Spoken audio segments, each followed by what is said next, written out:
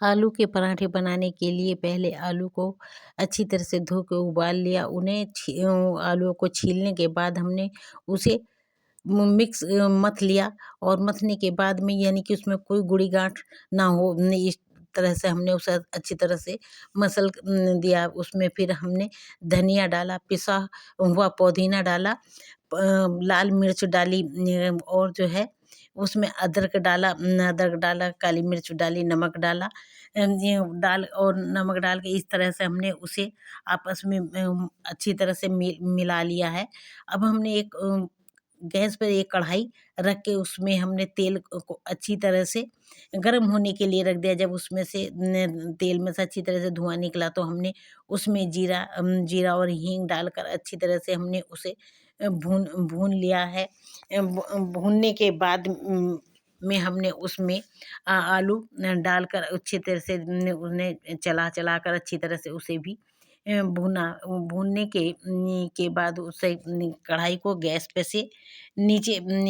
से नीचे उतार कर हमने आलू को ठंडा होने के लिए नीचे रख दिया, जिससे कि वह पराठों में भरने के बाद में गर्म होने के कारण वह फटे नहीं और अच्छी तरह से उसमें आलू भरे जाएं और पराठा अच्छी तरह से बने। तो फिर हमने आटा में नमक डालकर उसमें जो अजवाइन डालकर आटा भी मल लिया। फिर हमने उसके आटे की थोड़ी थोड़ी छोटी छोटी लोई काट कर हमने उसमें आलू भर कर उसे अच्छी तरह से यानी कि पराठे में भर लिया है और लोई में भर लिया।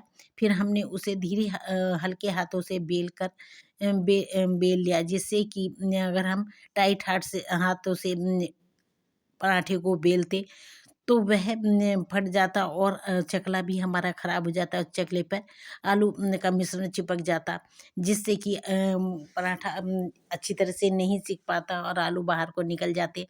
अब हमने उसे बेलने के बाद में हमने गैस पे तवा रख के उसके गर्म होने के बाद में हमने उसे पराठे को उस पे को डालकर अच्छी तरह से हमने उसे धीमी आंच में सेकना शुरू कर दिया, क्योंकि जितना धीमी आंच में पराठा बनेगा तो वह करारा बनता है। और हमने उसको अलट पलट कर कभी कभी पलटा तो उस पे हमने तेल लगाया, दोबारा पलटा तो फिर तेल लगाया।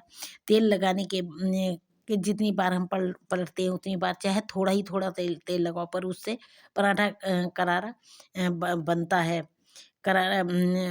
है, अब हमने पराठा को सेकने के बाद में हमने पुदीना, हरी मिर्च, अदरक नमक मिर्च में मिलाकर हमने चटनी को पीस लिया, कि जिससे कि पराठे में और स्वाद बढ़ जाता है।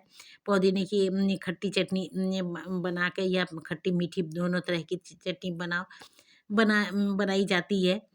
फिर हम या सॉस से पराठा खाओ या अचार से, चाय से, यह पराठा खाने में बहुत ही स्वादिष्ट लगता है।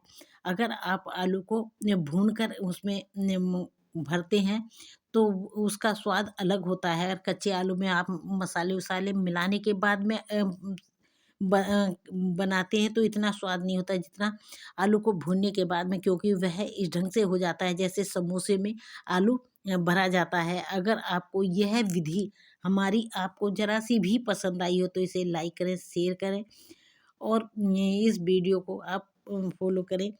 और आप भी अपने घर पे बनाकर देखिए, यह खाने में बहुत ही स्वादिष्ट